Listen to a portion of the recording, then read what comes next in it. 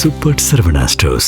மீடியாவை பார்த்தும் ஓடி ஒடிகிற ஆள் இல்லை, சிபிஐயும் ஓடி ஒடிகிற ஆள் இல்லை. ஏன்னா ஆனானப்பட்ட அமலாக்கத்துறையே தலையில நின்று தண்ணி குடிக்க விட்டவர் தான் செந்தில் பாலாஜி. பாஜகவில் ஏன் சேரக்கூடாதுன்னு கேட்டாங்க. இப்போ பாஜக கூட்டணியில ஏன் நீங்க சேரக்கூடாதுன்ற மாதிரியான கேள்விகள் கூட விஜய்கிட்ட கேட்கப்படலாம். ஒருவேளை அந்த விஜய் வந்து பாசிட்டிவான ஒரு பதிலை கொடுத்தாருன்னா பழி அத்தனையும் தூக்கி செந்தில் பாலாஜி மேல போடுவதற்கான வாய்ப்புகள் இருக்கிறது. விஜய்க்கு வந்து இந்த கரூர் சம்பவத்தின் மீது மக்கள் மத்தியில ஒரு அதிருப்தி பெருசா வந்துருச்சு. அப்ப இந்த அதிருப்தியை மாற்ற வேண்டும்னா இப்ப விஜயோடைய அரசியலை வந்து தடுப்பதற்காக திமுக அப்படி ஒரு சதி செயலை சென்று விட்டது. அதனால இந்த சம்பவத்தை ஒட்டுமொத்த பழியை தூக்கி திமுகவின் மீது போட்டுட்டு நம்ம தப்பிச்சிடலாம் அப்படின்னு நினைக்கிறதெல்லாம் வந்து அது அந்த காலம். வீட்டிற்கு நேற்று காவலர்கள் சிபிஐ காவலர்கள் சென்றதாகவும் அது அவருடைய தந்தையை சந்திச்சதாகவும் அவங்க அப்போ வந்து இவர் தந்தை இவருக்கு தொலைபேசியில் அழைத்த போது இவர் வந்து அவங்க எதுவும் பேப்பர்ஸ் கொடுத்தா வாங்கிக்கங்கன்னு இவர் சொன்னதா சொல்லியிருக்காரு. ஆனா அவங்க அப்படி எதுவும் பேப்பர் கொடுக்கல. செந்தில் பாலாஜி இல்லை என்பதை தெரிந்து கொண்டு அவர்கள் போய்விட்டார். அதான் நடந்தது. வாங்க மறுத்ததாக இவங்க சும்மா செய்தியை பரப்புறாங்க. தன்னை காப்பாற்றிக் கொள்வது அப்படிங்கிறது மட்டும்தான் அவருடைய சிங்கிள் அஜெண்டா. அப்படிங்கும் போது அவரை பொறுத்தளவு எந்த முடிவெடுத்தாலும் அதன் பின்னணியில் பாஜக இருக்கு. ஒன்று நேரடியாக பாஜகவோடு என்டிஏ அணிக்கு போவது, இல்ல அப்படின்னா கடைசி நேரத்தில் பாஜக இந்த அணியிலிருந்து சண்டையிட்டு வெளியேறுவது போல வெளியேறிட்டு அதிமுகவையும் தாவேகாவை மட்டும் வைத்து ஒரு கூட்டணி அமைப்பது. இல்லைன்னா இதே அதிமுக பாஜக கூட்டணி நீடிக்கும். விஜய் வந்து பாஜகவினுடைய கடும் அழுத்தத்தை மீறி பாஜகவை எதிர்த்து நிற்கிறார் அப்படின்னு ஒரு இமேஜை உருவாக்கி அதன் மூலமா சிறுபான்மையினர் வாங்குவாங்க. இந்த 3 ஆப்ஷன்ல எதை விஜய் சூஸ் பண்ணணும் அப்படிங்கிறத விஜய் முடிவெடுக்க முடியாது, பாஜக தான் முடியும். ஒப்பீனியன் தமிழ் பார்வையாளர் அனைவருக்கும் வணக்கம். இன்றைய நேர்காணலில் நம்மோடு இணைந்திருப்பவர் திராவிட இயக்க தமிழர் பேரவையின் மாநில துணை பொதுச் செயலாளர் வழக்கறிஞர் திரு வைரமுத்து அவர்கள். சார் வணக்கம். வணக்கம். கரூர் வழக்கை பொறுத்த வரைக்கும் விஜய் சிபிஐ கிட்ட ஏற்கனவே 2 முறை ஆஜரானாரு. இப்ப 3வது முறை ஆஜராகணும் அப்படின்னு சொல்லிட்டு அவருக்கு ஒரு சம்மன் அனுப்பியிருந்தாங்க. 10 நாள் டைம் கேட்டதாக தகவல் வந்தது. இப்போ மார்ச் 15ஆம் தேதி அவர் வந்துட்டு சிபிஐ கிட்ட ஆஜராக இருக்கிறார் அப்படின்னு சொல்லி சிடிஆர் நிர்மல்குமார் அந்த கட்சியை சேர்ந்த நிர்வாகி சொல்றார். ஆனா யாருமே எதிர்பார்க்காத திடீர் ட்விஸ்டாக செந்தில் பாலாஜி அவர்களுக்கும் ஒரு சம்மன் அப்படின்ற செய்தி நேற்றிலிருந்து பரவுச்சு. அதுல வந்து செந்தில் பாலாஜி சம்மனை வாங்கவில்லை அப்படின்ற குற்றச்சாட்டுகளை எல்லாம் சிபிஐ வைத்ததாக மீடியாக்கள் செய்தி வெளியிட்டன. இன்னைக்கு காலையில பாத்தீங்கன்னா செந்தில் பாலாஜி அவர்கள் அதற்கு ஒரு விளக்கத்தை கொடுத்திருக்கிறார். மார்ச் 14ஆம் தேதி சிபிஐ என்னை ஆஜராக சொல்லியிருக்கிறாங்க. நான் வந்து நேரடியாக ஆஜராக போறேன், இன்னைக்கு கூப்பிட்டா கூட இன்னைக்கு ஆஜராக நான் தயார் அப்படின்னு சொல்லிட்டு ஒரு ஸ்டேட்மெண்ட்டை கொடுத்திருக்கிறார். செந்தில் பாலாஜி ஏன் இந்த வழக்கில் அவங்க அழைக்கணும்? ஏன்னா விஜய் அவர்களை பொறுத்த வரைக்கும் அவர் வந்து ஒரு ஐ விட்னஸ் அப்படின்ற பேர்ல, அவர் நேரில் பார்த்தவர் என்ற பேர்ல அழைக்கிறாங்க. செந்தில் பாலாஜி ஏன் அழைக்கணும்? இதோடைய பின்னணி என்ன, கொஞ்சம் விரிவாக. அதாவது விஜய் வந்து ஐ விட்னஸ் மட்டும் இல்ல, கிட்டத்தட்ட சம்பவத்தை செஞ்சவரே அவர் தான், காரணம் அவர் தான் அப்படிங்கிற குற்றவாளி அப்படிங்கிற அடிப்படையில தான் அவர் விசாரணைக்கு அழைக்கப்பட்டார். இதற்கு முன்பாக நடந்த 2 கட்ட விசாரணையிலையுமே அவரோட கேட்கப்பட்ட கேள்விகளே வந்து அப்படிதான் இருந்தது. கிட்டத்தட்ட அவரை குற்றம் சொல்லுவது போல, குற்றம் சாட்டுவது போன்ற கேள்விகள் தான் அவரிடம் கேட்கப்பட்டது. எத்தனை மணிக்கு நீங்க இங்க இருந்து கிளம்புனீங்க, எத்தனை மணிக்கு ப்ரோக்ராமு, இது போன்ற முழுமையாக அவரிடம் கேட்கப்பட்டது. இன்னும் சொல்ல போனா விஜயோட டிரைவர்கிட்ட வந்து ரொம்ப டீப்பான கொஸ்டின்ஸ் எல்லாம் கேட்டாங்க. யாரெல்லாம் அந்த கேரவன்ல வந்திருந்தா, வேன்ல வந்திருந்தா அப்படிங்கிற போன்ற கேள்விகள் எல்லாமே கேட்கப்பட்டது. ஏன்னா இன்றைக்கு பரபரப்பாக பேசப்படக்கூடிய செய்தியை நம்ம அப்பவே கூட பேசணும்னு நினைக்கிறேன். எனக்கு நினைவு சரியாக இருக்குமே. ஏன்னா வண்டியில திருஷா இருக்காங்களா அப்படிங்கிற ஒரு கோணத்தில் வந்து அப்போதே நம்ம சந்தேகத்தை கிளப்பிடணும். ஆனா இன்னைக்கு வந்து பூனைக்குட்டி வெளியே வந்து விட்டது என்பதை போல நேரடியா அவருடைய சேர்ந்து போக ஆரம்பிச்சிட்டாரு. ஆனா இது போன்ற நிலையெல்லாம் இருந்ததுனால அதன் கேள்வி கேட்கப்பட்டது அவர்கிட்ட. இப்போ வந்து அப்போதே வந்து இது விசாரணை முழுமையடையவில்லை, தேவைப்பட்டால் அடுத்து அழைப்பு விடுக்கப்படும் என்றுதான் விஜய்கிட்ட சொல்லப்பட்டது. அதே போல காவல்துறையினர் தரப்பில் வந்து உளவுத்துறை ஏடிஜிபி டேவிட்சன் தேவாசீர்வாதம், அதே போல அந்த மண்டலத்தினுடைய ஐஜி போன்றவர்களிடம் நேரடியாக டெல்லியில விசாரணை நடைபெற்றது. அதே போல அங்கே கரூர்ல இருக்கக்கூடிய சிபிஐயோட கேம்ப் ஆபீஸ்ல பாத்தீங்கன்னா அங்கே கரூரில் அப்போதைய அந்த நாளில் பணியமர்த்தப்பட்டிருந்த காவலர்கள் யாருக்கெல்லாம் அந்த சம்பவ இடத்துல வந்து பணியிடம் கொடுக்கப்பட்டிருந்ததோ அந்த காவலர்கள் எல்லாம் கரூரிலே அழைத்து விசாரணை நடத்தப்பட்டது. அது போக குஷி ஆனந்த் போன்றவர்களிடம்லாம் விசாரணை இருந்துச்சு. இப்போ இதன் தொடர்ச்சியாக செந்தில் பாலாஜி அவர்கள் விசாரணைக்கு அழைக்கப்பட்டிருக்கிறார் அப்படிங்கிறது வந்து ஒரு புதிய செய்தி இல்ல அதிர்ச்சி அப்படிங்கிறது வந்து வெளியே சும்மா மேம்போக்கு சொல்லலாமே தவிர செந்தில் பாலாஜியை பொறுத்தளவிலோ திமுகவை பொறுத்தளவிலோ இது நடக்கணும்னு எதிர்பார்த்துதான் இருந்தாங்க. ஏன் அப்படின்னா இவங்க சம்பவம் நடந்ததுல இருந்து தங்களை காப்பாற்றிக் கொள்வதற்காக இவங்க புதுசா ஒரு ரைட் அப் கண்டென்ட்டை பரப்ப ஆரம்பிச்சாங்க. அந்த கான்ஸ்பிரசி தியரி அப்படின்னு சொல்லி செந்தில் பாலாஜி அவர்கள் மீது குற்றம் சொல்லி இவங்க ஒரு இது பண்ணாங்க. இன்னொன்று வந்து அன்றிலிருந்து இன்றைக்கு வரைக்கும் வந்து பாஜகவினுடைய பிடியில தான் விஜய் இருக்கிறார். இன்னும் தொடர்ச்சியா அவருடைய அடுத்தடுத்த அரசியல் நடவடிக்கை எப்படி இருக்க வேண்டும் என்பதை பாஜக தான் திட்டமிடுகிறது. அதற்கு ஒரு வாய்ப்பாக இதை பயன்படுத்திக் கொள்கிறார்கள். சிபிஐ விசாரணையை இந்த சம்பவத்தை பயன்படுத்திக் கொள்கிறார்கள் அப்படின்னு தான் நம்ம அழுத்த திருத்தமா சொன்னோம். இப்பவும் அதே ஒரு நிலை தான் வந்திருக்கிறது. செந்தில் பாலாஜி அவர்களை விசாரணைக்கு அழைப்பதன் மூலமாக அவர் மீதான குற்றச்சாட்டுகள் என்ன இருக்கும், இல்ல அவரிடம் இந்த சம்பவம் தொடர்பா என்ன கேட்கப்பட இருக்கிறது. ஏன் அப்படின்னா ஆரம்பத்துல இருந்தே இவங்க என்ன சொன்னாங்க அப்படின்னா இவர் எப்படி உடனே போனாரு அப்படின்னு சொல்லி கேள்வி எழுப்பினார். ஏன்னா உடனே போறதுக்கு இவர் வந்து பனையூர்ல இல்ல, இவர் அந்த பதில சொன்னார். நான் வந்து தொகுதியில இருக்கேன், தொகுதிக்குள்ள நீங்க கூப்பிடுகிற எல்லா நேரமும் நான் வருவதற்கு தயாராக இருக்கிறேன். இவருக்கு சம்பவம் நடந்துருச்சுன்னு தெரியும் பொழுது நான் உள்ளூர்ல இருந்தேன், உடனடியா மருத்துவமனைக்கு போனேன் அப்படின்றத அவர் ஏற்கனவே மீடியா முன்பாகவே இந்த கேள்விகளுக்கெல்லாம் அவர் பதில் சொல்லிட்டார். ஏன்னா அவர் வந்து மீடியாவை பார்த்தும் ஓடி ஒளிகிற ஆள் இல்ல, சிபிஐயும் ஓடி ஒளிகிற ஆள் இல்ல. ஏன்னா ஆனானப்பட்ட அமலாக்கத்துறையே தலையில நின்று தண்ணி குடிக்க விட்டவர் தான் செந்தில் பாலாஜி. அப்ப அவருக்கு வந்து சிபிஐ விசாரணை எல்லாம் ஒரு பொருட்டல்ல அப்படிங்கிறது அவர் இன்றைக்கு தெளிவாகவே சொன்னார். அதாவது நேற்றைய தினம் வந்து முதல்ல அழைப்பாணை கொடுக்கப்பட்டது, இவங்க வாங்கல அப்படின்னு சொல்லுவது வந்து எவ்வளவு தூரம் உண்மைன்னு தெரியல. ஆனா அண்ணன் செந்தில் பாலாஜி என்ன சொல்றாரு அப்படின்னா கரூர் ராமேஸ்வரப்பட்டியில் இருக்கக்கூடிய அவர்கள் வீட்டிற்கு நேற்று காவலர்கள், சிபிஐ காவலர்கள் சென்றதாகவும், அது அவருடைய தந்தையை சந்திச்சதாகவும், அவங்க அப்போ வந்து இவர் தந்தை இவருக்கு தொலைபேசியில் அழைத்த போது இவர் வந்து அவங்க எதுவும் பேப்பர்ஸ் கொடுத்தா வாங்கிக்கங்கன்னு இவர் சொன்னதா சொல்லியிருக்காரு. ஆனா அவங்க அப்படி எதுவும் பேப்பர் கொடுக்கல, செந்தில் பாலாஜி இல்லை என்பதை தெரிந்து கொண்டு அவர்கள் போய்விட்டார். அதான் நடந்தது. வாங்க மறுத்ததாக இவங்க சும்மா செய்தியை பரப்புறாங்க. இன்றைக்கு வந்து மின்னஞ்சல் மூலமாக இன்னைக்கு 10ஆம் தேதி காலையில மின்னஞ்சல் வந்திருக்கு. அப்படி 17ஆம் தேதி என்னை வந்து விசாரணைக்கு வர சொல்லியிருக்காங்க. நான் விசாரணை சந்திக்க தயாராக இருக்கிறேன். இன்றே கூப்பிட்டா கூட நான் போவேன் அப்படின்றதான் அவரும் சொல்லியிருக்காரு. ஸோ செந்தில் பாலாஜி அவர்களை பொறுத்தவரை இந்த விசாரணையை தாமதப்படுத்த வேண்டும் என்பதோ இல்ல ஏன்னா வழியில் மடியில கனம் இருந்தாதான் வழியில பயம் இருக்கும் அப்படிங்கும் போது அவர் விசாரணையை எதிர்கொள்வதற்கு தயாராகத்தான் இருக்கிறார். அப்போ அவர் விசாரணைக்கு போவார். அங்கே என்ன மாதிரியான கேள்விகள் எழுப்பப்படுதோ அதை வந்து அவர் எதிர்கொள்ள தயாராக இருக்கிறார். ஏன்னா அமலாக்கத்துறையில வந்து அவருடைய உடல்நிலை பொருட்படுத்தாம அவர் அவ்வளவு சிக்கலான ஒரு மோசமான உடல்நிலையில் இருக்கும் போதே அவரை வந்து நாள் கணக்குல வச்சு விசாரிச்சாங்க. அந்த விசாரணையின் போது என்ன கேட்கப்பட்டதுன்றது திறந்த நீதிமன்றத்திலேயே சொல்லப்பட்டது. நீங்கள் ஏன் பாஜகவில் சேரக்கூடாது அப்படின்னு கேட்டாங்க. இப்ப அதை கேள்வியை தான் விஜய்கிட்ட கேட்பாங்க பொழுது. இவர்கிட்ட பாஜகவில் ஏன் சேரக்கூடாதுன்னு கேட்டாங்க. இப்ப பாஜக கூட்டணியில ஏன் நீங்க சேரக்கூடாதுன்ற மாதிரியான கேள்விகள் கூட விஜய்கிட்ட கேட்கப்படலாம். ஒருவேளை அந்த விஜய் வந்து பாசிட்டிவான ஒரு பதிலை கொடுத்தாருன்னா பழி அத்தனையும் தூக்கி செந்தில் பாலாஜி மேல போடுவதற்கான வாய்ப்புகள் இருக்கிறது.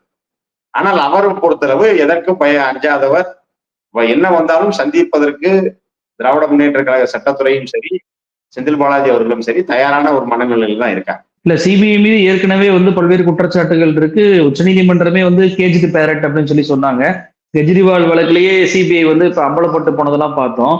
இப்போ விஜய் அவர்களை இந்த கரூர்ல நீதி கிடைப்பதை தாண்டி 41 உயிர்கள் போயிருக்கு, என்ன நடந்தது என்ற நீதி கிடைப்பதை தாண்டி விஜய் எப்படியாவது கூட்டணிக்குள்ள கொண்டு வரணும் அப்படின்ற ஒரு நோக்கத்தில் தான் சிபிஐ விஜயை தொடர்ச்சியாக வந்து அழைத்து கொண்டே இருக்கிறாங்க. ஒரு பக்கம் பேரலா ஜனநாயக படத்துக்கு பிரச்சனை, இன்னொரு பக்கம் கரூர் வழக்கு அப்படின்னு சொல்லிட்டு இந்த வழக்கை விஜய் அவர்களை இழுப்பதற்கான சூழலை சிபிஐ பண்ணும்போது செந்தில் பாலாஜி அவர்களை வந்து சம்மன் அனுப்பி கூப்பிடுவதன் மூலமாக எலெக்ஷன் டயத்துல வந்து அவர் ஒர்க் பண்ண விடாம அவரை வந்து இது போன்ற விஷயங்கள்ல கவனப்படுத்தணும் அப்படின்றக்காக பாஜக நினைக்குதா அப்படின்னு பார்க்கலாமா எப்படி?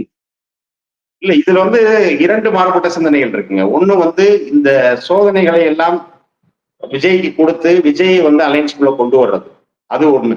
இன்னொன்று அப்படிங்கிறது வந்து பாஜகவினுடைய திட்டமே பாஜகவிற்கு எதிரான சிறுபான்மையினர் வாக்குகளை விஜய்க்கு கொண்டு போறதுதான். அது ஒட்டுமொத்தமாக திராவிட முன்னேற்ற கழக கூட்டணிக்கு வந்துச்சு அப்படின்னா டோட்டலா அது கன்சால்டேட் பண்ணும்போது ஒரு பெரிய ஸ்வீப்பை கொடுக்கும். அப்படி வந்து திமுக சைடு அந்த வாக்குகளை கன்சால்டேட் பண்ண விடாம அந்த வாக்கை விஜயை வைத்து பிரிப்பது அப்படிங்கிறது அவங்களுடைய திட்டம். ஆனா இப்போ ஓரளவுக்கு விஜய் அம்பலப்பட்டு போனார். அப்போ சிறுபான்மையினர் வந்து விஜய்க்கு வாக்கு வந்து கொடுக்க மாட்டாங்க. அப்போ என்னன்னா விஜய்க்கு வந்து பாஜக நெருக்கடி கொடுக்குது அப்படிங்கிறத அவங்களுக்கு அப்படியான ஒரு தோற்றத்தை கிரியேட் பண்ணும். நீங்க வந்து விஜய் வந்து அமைதியா இருக்காரு, பாஜக விஜய் எதிர்க்கல அப்படின்றதுனால இன்னைக்கு சிறுபான்மையினர் இப்ப விஜயை வந்து தங்களுடைய தேர்வாக வைத்துக் கொள்ள மாட்டார். அப்ப அதுக்கு பதிலா பாஜக விஜய்க்கு ஒரு கண்டினியூஸா பிரஷர் கொடுக்குதுங்க. கூட்டணிக்கு சேர்றதுக்காண்டிதான் அவரை விசாரணைக்கு அழைச்சுக்கிட்டே இருக்காங்க. அவர் படத்தை கூட கொண்டு வர விடல. இப்படி பாஜகவிற்கு ஒரு ஸ்ட்ராங் எதிரியாக விஜயை கட்டமைப்பதன் மூலமாக அந்த சிறுபான்மையினர் வாக்குகளை விஜய்க்கு கொண்டு போகணும், அது திமுகவுக்கு வரவிடாம தடுக்கணும் அப்படிங்கிற ஒரு முயற்சி தான். இன்னொன்னு வந்து இவ்வளவு நெருக்கடி கொடுத்தப்ப கூட விஜய் எழுந்து நின்னாருப்பா, பிஜேபி எழுத்து நின்னாரு, பிஜேபி கூட சமரசமா போகல அப்படிங்கிற ஒரு கருத்து உருவாக்கத்தை மக்கள் மத்தியில் கொண்டு வர நினைக்கிறார். அப்ப அதற்கான ஒண்ணு. இன்னொன்று, வேற வழியே இல்லை, எப்படி கலைச்சு ஆடினாலும் ஒண்ணும் பண்ண முடியாது அப்படின்னா, எப்படி அதிமுகவும் பாஜகவும் கடந்த நாடாளுமன்ற தேர்தலில் பிரிந்து நின்றதை போல இருந்து விட்டு கடைசியில அதுக்கு ஒண்ணுமே தேரல, வேற வழி இல்லை, நம்ம பிரிந்து நின்னாலும் ஜெயிக்க முடியாது, மறுபடியும் ஒன்னாவே இருப்போம்னு இருந்த மாதிரி விஜய் தனியா பிரிச்சு வாக்குகளை பிரித்தால் மட்டும் நாம் வெற்றி பெற்று விட முடியாது, நம்ம பேசாம விஜயை உள்ளேயே கொண்டு வந்துருவோம் அப்படின்னு சொல்லி அவங்க விஜயை வந்து உள்ளேயே கொண்டு வருவதற்கான ஒரு திட்டம். இப்போ இதன் முடிவுல வந்து இந்த 2 விதமான முடிவுகள் வந்தாலும் கூட, ஒன்று அவரை சேர்ப்பது கூட்டணியில், இல்லைன்னா அவர் தனியா தான் நிக்கிறாரு, ஆனா பாஜக எதிர்த்து நிக்கிறாரியா, இவ்வளவு பாஜக பிரஷர் கொடுத்தும் கூட விஜய் வந்து பாஜக எதிர்த்து நிக்கிறாருன்னு சொல்லி அவருக்கு வந்து அந்த சிறுபான்மையினர் வாக்கு வங்கிகளை அவரை நோக்கி நகர்த்துவது, இந்த திட்டம் தான் இருக்கு. இப்ப இந்த திட்டத்தின் ஊடாக இன்னொரு புது பலன் என்ன அப்படின்னா, விஜய்க்கு வந்து இந்த கரூர் சம்பவத்தின் மீது மக்கள் மத்தியில ஒரு அதிருப்தி பெருசா வந்துருச்சு. ஏன் அப்படின்னா, இந்த 41 உயிர்கள் பலியான பிறகு கூட அவங்க நேரடியா போய் பார்க்கல, அவங்களுடைய விசாரிப்பதை கூட, அந்த துக்கம் விசாரிப்பதை கூட அவங்க இடத்துக்கு கூப்பிட்டு வந்து விசாரிச்சாரு. ஆனா பெரிய வீட்டு கல்யாணம்னா மட்டும் போறாரு, ஜெகன்மோகன் ரெட்டி வீட்டு கல்யாணத்துக்கு போறாரு, ராஷ்மிகா மந்தனாக்கும் விஜய் தேவகொண்டா கல்யாணம்னா போறாரு அப்படிங்கிற ஒரு இது வருது, கல்பாத்தி அகோரம் வீட்டு கல்யாணத்துக்கு போறாரு. அப்போ அப்படின்னு ஒரு மக்கள் மத்தியில ஒரு மேல ஒரு அதிருப்தி வந்துச்சு. அப்போ இந்த அதிருப்தியை மாற்ற வேண்டும்னா, இப்ப விஜயோட அரசியலை வந்து தடுப்பதற்காக திமுக அப்படி ஒரு சதி செயலை சென்று விட்டது அப்படின்ற மக்கள் மத்தியில பேச வைக்கணும் அப்படிங்கிறதுக்காக திமுகவிற்கு இருக்க தொடர்ச்சியா பாத்தீங்கன்னா ஒரு பெரிய ஒரு நற்பெயர், கூட்டணி ஒரு பக்கம் பலமாகி கொண்டிருக்கிறது, ஒரு பக்கம் மக்கள் நல திட்டங்கள், மக்களுக்கான அந்த பெண்களுக்கு அறிவிக்கப்பட்ட 5000 இருக்கட்டும், அதை தொடர்ந்து மாற்றுத்திறனாளிகள் ஓல்டேஜ் ஓஏபி கொடுத்தவங்களுக்கும் கருணை தொகை கொடுத்தது, இப்படி வந்து இவங்க ஒரு பக்கம் வாக்குகள் கூடிக்கொண்டே போகுது. அப்படி வந்து திமுக மீது சிபிஐ பழி போடுகிறது, இந்த காரணம் செந்தில் பாலாஜி தான் அப்படின்னு சொன்னா அது தேர்தலில் திமுகவுக்கு மிகப்பெரிய பாதிப்பை ஏற்படுத்திடாதா? ஏற்கனவே கான்ஸ்பிரசி தியரிகளை வந்து தாவேக்காவினர் உருவாக்கிட்டே இருக்கிறாங்க. வேலூர் கூட்டத்துல கூட ஸ்டாலின் தான் அதுக்கு காரணம், ஏன் என்னை பழி போட்டீங்க அப்படின்னு அவர் கேட்டாரு, வீடியோலையும் அதான் சொல்லியிருந்தாரு. இப்போ கான்ஸ்பிரசி தியரியை வச்செல்லாம் சிபிஐ இப்படி ஒரு சம்மன் அனுப்பணுமா அப்படின்ற ஒரு கேள்வி இருக்குல்ல. செந்தில் பாலாஜிக்கு ஒரு ஒரு காரணம் இல்லாமல் கான்ஸ்பிரசி தியரியை நம்பி சிபிஐ சம்மன் அனுப்புகிறதா அப்படின்ற ஒரு கேள்வி இருக்கு. இது திமுகவுக்கு தேர்தலில் பாதிப்பை ஏற்படுத்துமா அப்படின்ற கேள்வி இருக்கு. இல்ல, அதாவது பாத்தீங்கன்னா அவங்க பாதிப்பை ஏற்படுத்துவதற்காகத்தான் இதை செய்கிறார்கள், மாற்றம் இல்லை. ஆனா இவங்க செய்யற எல்லாமே வந்து மக்கள் எல்லாத்தையும் பார்த்துட்டு தானே இருக்காங்க. இப்போ இதே செந்தில் பாலாஜி அவர்கள் வந்து எந்த தவறும் செய்யாம அவர் வந்து என்னென்னமோ சொன்னாங்க, இப்ப டாஸ்மார்க்ல வந்து இவ்வளவு நடந்துருச்சு, அவ்வளவு. இப்ப பாஜக எடுத்த எந்த விதமும் அடுத்த ஸ்டெப்புக்கு போகல. செந்தில் பாலாஜி அவர்கள் மீது போக்குவரத்து துறை ஊழல் பணியை நியமிக்கப்பட்டதுல இது அப்படின்னு சொல்லிதான் வழக்கு போட்டாங்க. அந்த வழக்கு உச்சநீதிமன்றம் வரைக்கும் போய் பண்ண முடியல. இன்னைக்கு வரைக்கும் வந்து அந்த சிறப்பு நீதிமன்றத்தில் விசாரணை அடுத்த லெவலுக்கே போகல, அப்படியேதான் நிக்குது. அடுத்து வந்து பாத்தீங்கன்னா டாஸ்மார்க் ஊழல்னு உன்னை கிளப்பி விட்டாங்க, டாஸ்மார்க் அதிகாரிகள்ல இருந்து எல்லாரையும் கொண்டு வந்தாங்க, அதுலயும் இப்ப வரைக்கும் பெருசா எதுவும் நடக்கல. அப்ப அதை போலத்தான் இதுவும் ஒரு முனைமலங்கு ஒரு ஆயுதமாகத்தான் இருக்குமே தவிர, இதை வச்சு திமுகவை வீழ்த்தி விடலாம்னு நினைக்கிறது அவங்களுடைய முட்டாள்தனம் தானே தவிர மக்கள் அதை ஏற்றுக்கொள்வதில் இல்லை. ஏன்னா இவ்வளவு சிக்கல் இருக்கு, இவங்க போய் எப்படி இதை பண்ணுவாங்க அப்படிங்கிறது அவங்களுக்கு தெள்ள தெளிவா தெரியும். இன்னொன்று, இது தொடர்பான ஆதாரங்கள் வேண்டும். வெறும் நீங்க சொன்னதை போல வாய் பிடித்ததோ மாங்காய் பிடித்ததோன்னு சும்மா சொல்லக்கூடிய குற்றச்சாட்டுகளின் அடிப்படையில எதையும் செய்ய முடியாது. அதுக்கு வலுவான ஆதாரங்கள் தேவை. அவர்கள் ஆதாரங்களோடு எதிர் வரும்பொழுது அதை வந்து இவ்வளவு பெரிய சிக்கலின் போதே வந்து அதை சமாளித்து எழுந்து நின்ற செந்தில் பாலாஜி அவர்களால் இதையும் வந்து சந்திக்க முடியும். அப்போ அவர் தன்னுடைய தரப்பு விளக்கத்தை வைப்பார். அப்படிங்கும் போது மக்கள் மத்தியில அங்க என்ன நடக்குது வழக்கு மன்றங்களில் அப்படிங்கிறத உங்களை போன்ற ஊடகங்கள் வந்து தெளிவா மக்கள் மத்தியில் வந்து எடுத்துரைக்கும் போது இந்த தரப்பு நியாயத்தை மக்கள் தெளிவாக புரிந்து கொள்வார். அதனால இந்த சம்பவத்தை ஒட்டுமொத்த பழியை தூக்கி திமுகவின் மீது போட்டுட்டு நம்ம தப்பிச்சிடலாம் அப்படின்னு நினைக்கிறதெல்லாம் வந்து அது அந்த காலம். இப்பெல்லாம் அப்படி நடக்காது. இப்ப சிபிஐ பொறுத்த வரைக்கும் மடப்புறம் அஜித்குமாருடைய அந்த கொலை வழக்கு, அதுல கூட நிக்கிதா அவர்கள் புகார் அடிப்படையில தான் அவர் வந்து காவல்துறையினால தாக்கப்பட்டு இறந்து போகிறார். அந்த நிக்கிதா இப்போது நகையை வந்து தொலைஞ்சு போனாலும் பரவாயில்ல, கேஸை வாபஸ் வாங்கிறேன்னு சொன்ன உடனே அந்த வழக்கையே சிபிஐ முடிச்சு வைக்குது. ஏன்னா நிக்கிதா வந்து பாஜகவுடைய ஆதரவாளர், அண்ணாமலையுடைய ஆதரவாளர் என்பதற்காக சிபிஐ வந்து சாதாரண ஒரு பாஜகவில் இருக்கும் மெம்பராக இல்லாத ஒரு நபருக்கு கூட ஆதரவாக செயல்படும் போது, இப்போ விஜயை பயன்படுத்தி திமுகவை பழிவாங்க ஒருவேளை சிபிஐ நினைத்தால் விஜயுடைய நிலைமை எப்படி இருக்கும்? அவர் வந்துட்டு கூட்டணிக்கு நான் வருவேன் அப்படின்னு சொல்லி சரண்டர் ஆயிட்டு, பரவாயில்ல என்னுடைய பேரை கரூர்ல இருந்து சிக்காம திமுக பக்கம் அதை இது பண்ணிருக்கேன், நான் உங்க கூட்டணிக்கு வந்துருவேன் அப்படின்னு சொல்லி சரண்டர் ஆவாரா? இல்ல சிபிஐ துணிவுடன் எதிர்கொள்ளக்கூடிய அந்த துணிச்சலோடு அவர் எதிர்கொள்வாரா? நீங்க எப்படி பார்க்குறீங்க விஜயுடைய நிலைமை? அதுதான் சொல்றேன். ஆக்சுவலா வந்து இப்ப விஜயை பொறுத்தளவில் அவர் வந்து எந்த முடிவுக்கும் ஆனவரா தான் இருக்காரு. எவ்வளவு சிக்கல்கள் வந்த போதும் அவர் என்ன பாஜகவை எதிர்த்து பேசியிருக்காரு. கேட்டா வந்து நான் இங்க களத்துல இருக்கவங்களை தான் எதிர்ப்பேன் அப்படி இப்படின்னு பேசுறதெல்லாம் வாய் வார்த்தை. ஜனநாயகன் படத்தை நிறுத்தி வைத்தது யாரு? பாஜக தான். அப்ப அதற்கு யாராவது பேசினாரா? எந்த விதத்திலையுமே அவர் தன்னை நேரடியாக தன்னை நம்பி பணம் போட்ட தயாரிப்பாளருக்காகவே அவர் பேசல. அதே போல வந்து இப்ப கரூர் பிரச்சனையில சிஎம் மேல குறை சொல்றாரு. ஆனா சிஎம் வந்து மிக தெளிவாகத்தான் பேசினார். யாருமே எந்த கட்சி தலைவரும் தன்னுடைய தொண்டர்கள் இறப்பதை விரும்ப மாட்டார்கள்னு தான் ஒரு அரசியல் நாகரிகத்தோடு பேசினாரே தவிர விஜய் தான் எல்லாத்துக்கும் காரணம்லாம் அவர் பேசல. இன்னொன்று பாத்தீங்கன்னா இங்கே இருக்கிற வரை விஜய் விசாரணை வளையத்துக்குள்ளேயே கொண்டு போகப்படல. இங்க வந்து சிறப்பு நம்முடைய காவல்துறை சிறப்பு காவல் விசாரணை நடக்கணும், ஒரு குழு அமைக்கணும், சிறப்பு புலனாய்வு குழு தான் விசாரிக்கணும். எஸ்ஐடி வந்து அஷ்ரா கார்க் என்ற ஐஜி தலைமையில அமைக்கப்பட்ட போது அதை எதிர்த்து இவங்களா தான் போறாங்க. இவங்களா போய் வாண்டடா தான் போய் சிபிஐ என்கொயரி வாங்குறாங்க. அப்ப அது வரைக்கும் பாத்தீங்க அப்படின்னா இவர் பேர்ல வந்து லிஸ்ட்லயே கிடையாது, எஃப்ஐஆர்ல ஒரு பேர் இல்லை. ஆனா இப்ப சிபிஐக்கு வந்த பிறகுதான் இவர் 3ஆம் முறையா விசாரணைக்கு அழைக்கப்படுறாரு. அப்போ இது எல்லாமே இவர்கள் தான் அதுக்கான வாய்ப்பை கொடுக்குறாங்க. பாஜக அந்த வாய்ப்பை வந்து பயன்படுத்தி கொடுக்குறாங்க. அப்போ விஜயை பொறுத்தளவு என்னன்னா தன்னை காப்பாற்றிக் கொண்டால் போதும் அவர் எந்த சமரசத்துக்கும் தயாராகக்கூடிய ஒரு நிலையில தான் அவர் இருப்பார். அதான் சொல்றேன். அவர் இல்ல அப்படி முடிவு எடுத்தா தன்னுடைய கட்சிக்கு அது ஆபத்தா போயிடாதா? நீண்ட கால அரசியல்ல வந்து பயணிக்க முடியாது.